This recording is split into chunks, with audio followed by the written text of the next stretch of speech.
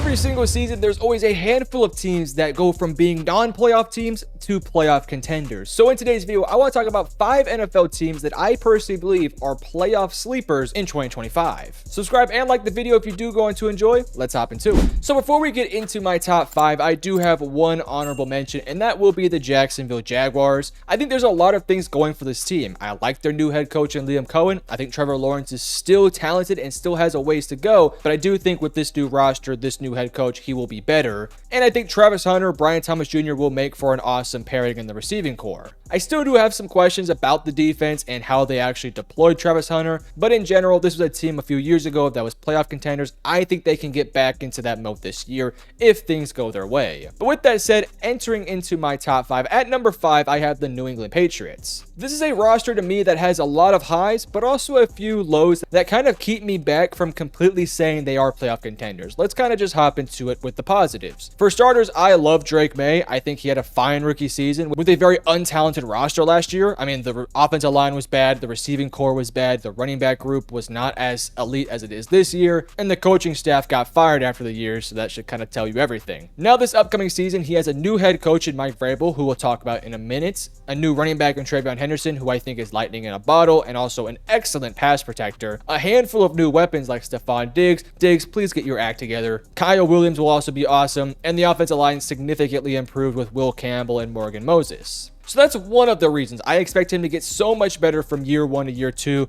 with all the new pieces on the roster. My second reason is that I truly just believe that Mike Vrabel is a guy who can raise the ceiling of almost any team out there, and that is mainly specific to this Patriots team. This is a Patriots team last year that really did not have a great coaching staff last year. At times, it felt like Gerard Mayo was a bit over his head in that position. But now you get a guy who was with Tennessee for several years, brought them to some AFC playoff games, made some deep runs, even with a roster that frankly wasn't very good. But now he enters into a team that I think has a super talented quarterback and a lot of things going for them that the Tennessee Titans team that he ran with didn't quite have going for them. So I think with this team, I think it'll be better year in and year out. I can expect this team to go from being a bad team last year to now potentially becoming a good team simply because of Mike Vrabel. But then let's also talk about the defense, because bringing in Carlton Davis, adding some pieces on the defensive line like Milton Williams, bringing in some new linebackers in, it's just a really solid unit in total that last year was pretty good, although the offense kind of put it in some bad situations sometimes. But this year I expect it to be better. So with all that said, that's kind of my positives. Now for the negative side of things, here is kind of the reason why I'm maybe a little bit more skeptical about this team. I still think the offensive line needs some work, especially in the interior. Plus, I just don't know how much I can trust my tackles right now when I have a rookie on the left side and Moses consistently struggles with health. To go along with that, I also think the defensive line, especially within the edge rushers, could use some help there too. Maybe Braden Swinson can come out there and play well, because I was very high on him coming out of college. But really outside of that, the only other issue I might have is that this team is just a little bit inexperienced in key positions, mainly Drake May. So I can kind of see those things kind of holding them back. Plus, this is probably going to end up being a team that has to push for a wild card spot, and there's just so much competition in the AFC that it could kind of make things a bit difficult for the Patriots. But with that all said, I think they have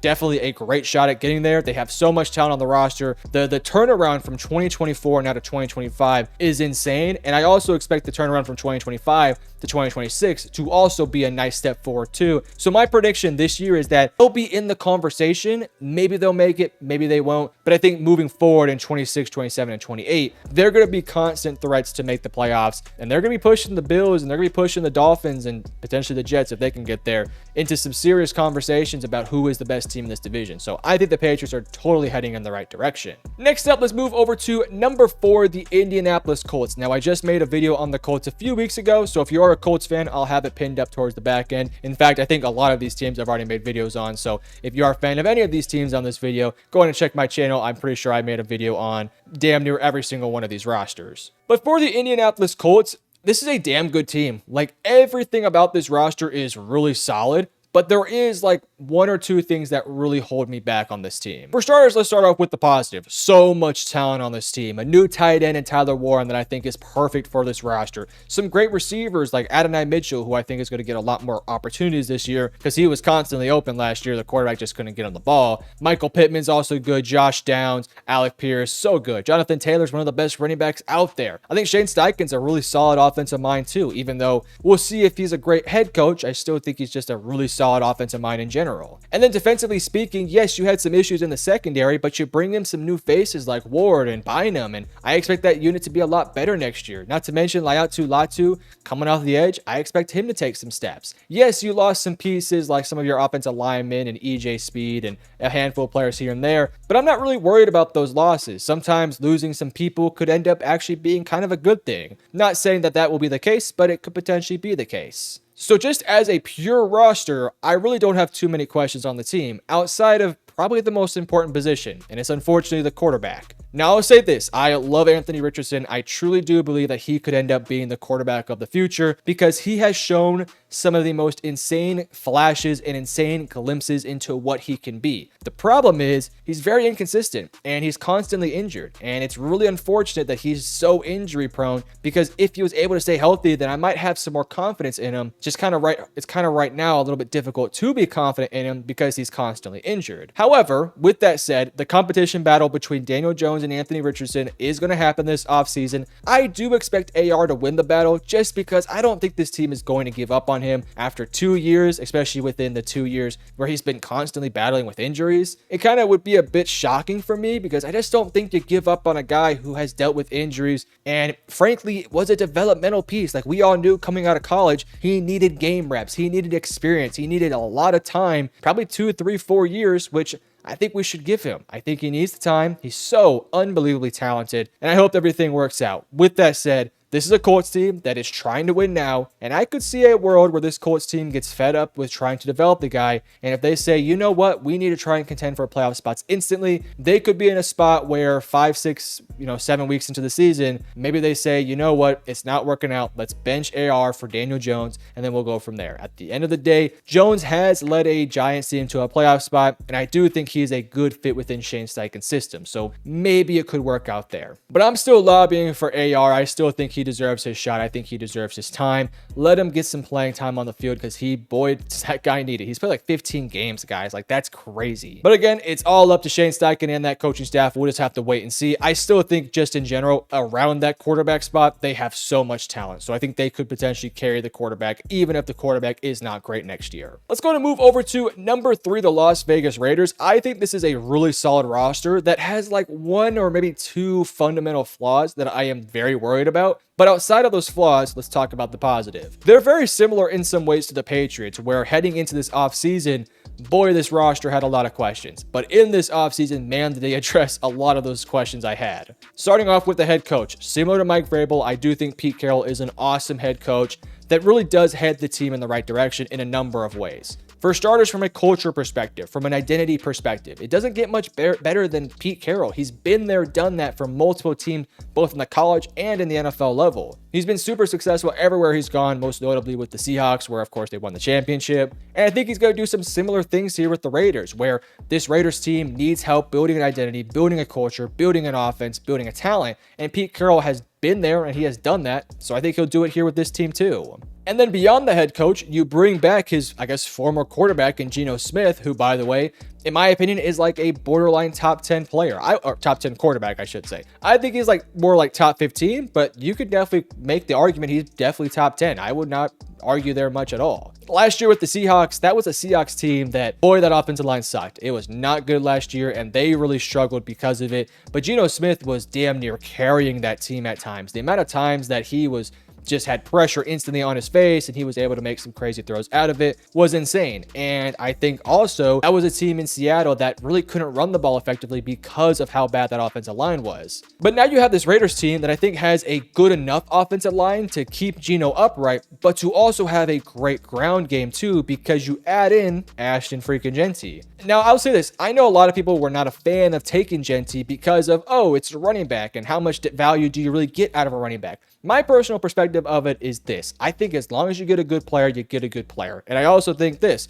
I think running backs are super underrated, super undervalued. Because when you have a dominant running back that can consistently get you 3 to 4 to 5 yards per carry, it keeps your offense on schedule. It keeps your offense balanced. And most importantly, it keeps the defense on its heels. Because when you run the ball up the middle and you get 1 yard, all of a sudden it's 2nd and long and you kind of have to pass the ball. Like, you're probably not going to run the ball, especially if you're not consistently trusting your running back. Like, if you are consistently getting 1 yard a carry, you're going to eventually get to 3rd and long and have to pass the ball. And then defenses can put out their pass rushing units and really come after the quarterback. It happened constantly for Seattle, and I think for Las Vegas, because they have that running back, they will be more balanced. There'll be more opportunities in both the pass game and the ground game, and I think it's going to be a great duo. You pair that along, of course, what is an awesome tight end in Brock Bowers. You have Jacoby Myers, you have Jack Besh, who I think is a fun player to work with, and I think this offense will take a huge step forward. Now let's get to the defense. I think their front four is very talented with Crosby, who's fantastic, Christian Wilkins, who hopefully can stay healthy because he's really good when healthy. Tyree Wilson's still kind of developing, so we'll just have to wait and see. And then, of course, you have Malcolm Koonce coming back from injury, who prior to injury was a pretty damn good player. So front four is pretty good. You lose out your linebacker, but you're bringing in Landon Roberts. I think he's good enough, but I definitely think in the future you want to find a replacement there. My biggest issue with this team is going to be within the secondary. Now, they did draft somebody who I think was a 3rd-round pick, who I think can maybe get some reps on this team. But we'll have to wait and see. He was a 3rd-round pick for a reason. It's hard to kind of bet on that guy right now. And outside of him, the secondary in general is just missing a lot of pieces. Now, I think Jeremy Chin at safety is fine, and I think you have some decent enough safeties for now. I really am more focused on the cornerbacks. I do feel like that is going to kind of hold back this team and kind of be somewhat of a quote-unquote Achilles heel for this roster, because I think offensively speaking, they'll be good enough. It just kind of comes down to, can the defense pick up the slack?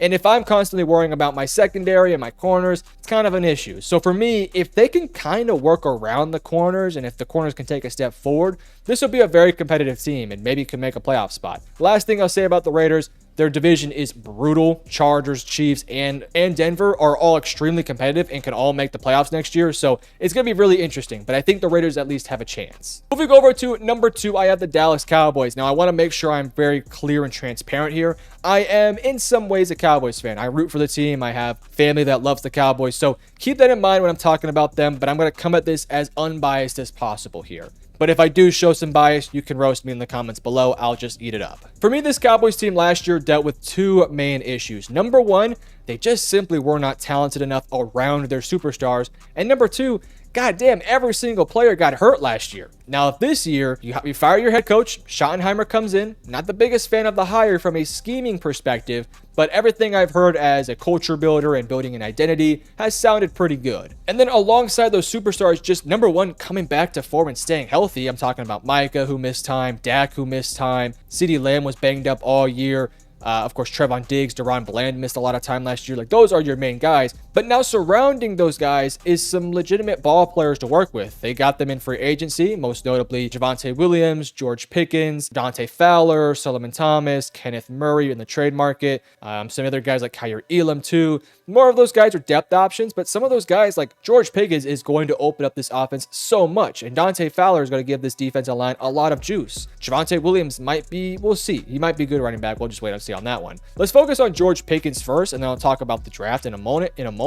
Pickens to me was the perfect option for this roster. They needed a 50-50 ball winner on the outside because this team has not had that since like prime Michael Gallup or prime Dez Bryant. And these past couple years, they have been relying on Tolbert and CeeDee Lamb to be those 50-50 ball winners when that's not really their greatest skill set. Now, CeeDee can do that and Tolbert can do that, but it's not really what they're best at. Whereas for Pickens, what is he best at? It is 50-50 balls. It's winning reps on the outside. It's hitting fade routes. It's winning deep. And that's exactly what this Cowboys team has just been lacking. This Cowboys offense has just been so methodical where it's like, man, if this team gets a 3rd and long, it's almost a guaranteed they're punting because they just didn't have a great ground game and they just were not a very explosive roster. But in this offseason, you have a whole bunch of new running backs and a guy in George Pickens that can be such a reliable, explosive weapon. This offense, I think, has more variety, has more options, and more importantly, just more weapons to work with. And then in the defensive side of things, they just have more variety, more options, more depth. Even if they have some injuries, they have more options.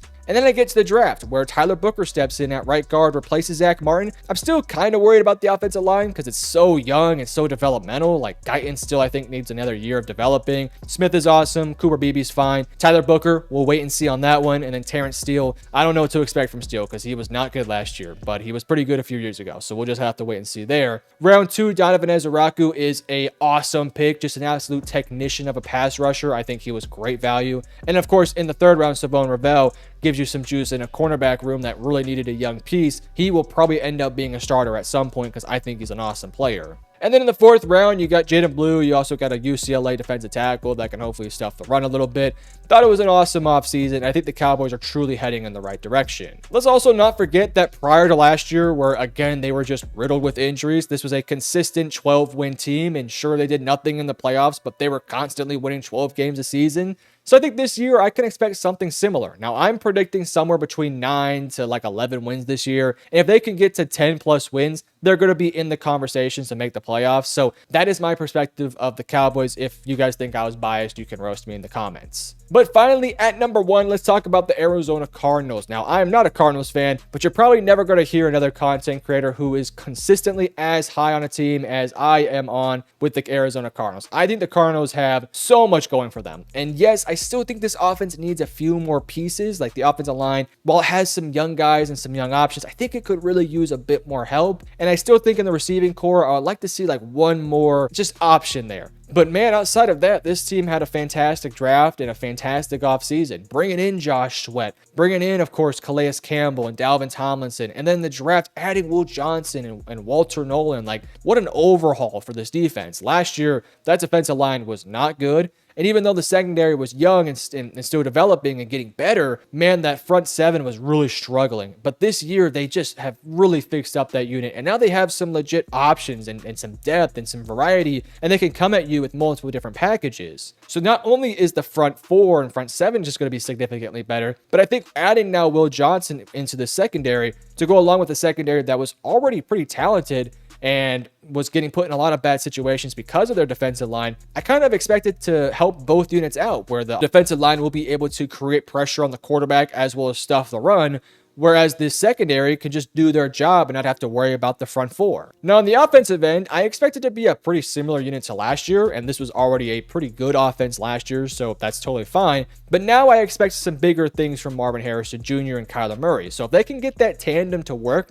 together, then that's going to be an offense that should be totally fine. Last year, this was a team that was super competitive with almost every single roster out there, whether they were under talented, or I don't know if that's the right word, but whether or not they were as talented or not, they were still super competitive and making these games extremely interesting. So I expect that to be the case this year, but I think instead of just being competitive and losing, I think they can be competitive and actually win some of these games. It also does help them that within their own division, there's really like one team that I feel terribly confident in, and that is the Rams. I think the Rams are legit title contenders. But San Francisco, even though they have a super easy schedule, has a lot of question marks to answer, and Seattle is it feels like a brand new offense. So we'll just kind of have to wait and see on them. So I think Arizona has an opportunity to jump into this division, make some noise, and potentially make the playoffs, which I think would be awesome for this team. I think the last thing we'll talk about with Arizona is, of course, Kyler Murray. I kind of feel like Kyler needs to put it together this year. He's been fine throughout his career and has had some great moments, especially with DeAndre Hopkins for a few years, but it's never been consistent. It's been injuries, it's been inconsistencies. But I think this is the year where surrounding Kyler Murray is one of the more talented units he's ever had. Not saying it's the most talented ones, because it's a pretty young roster around him and there's going to be some volatility from week to week. But I do believe that this is one of the more talented rosters that he has had around him. And because of that, I expect Kyler Murray to put everything together this year. He's a very talented quarterback with some really good skill sets. He's one of the more athletic guys out there, has a cannon of an arm, can make every throw, just has to put it all together. But you guys let me know in the comment section below, which of these teams do you guys think will make the playoffs? And if I didn't have a team on this list that you think should be on the list, let me know down below. And if you enjoyed, hit the like and subscribe button. Love you guys. Peace.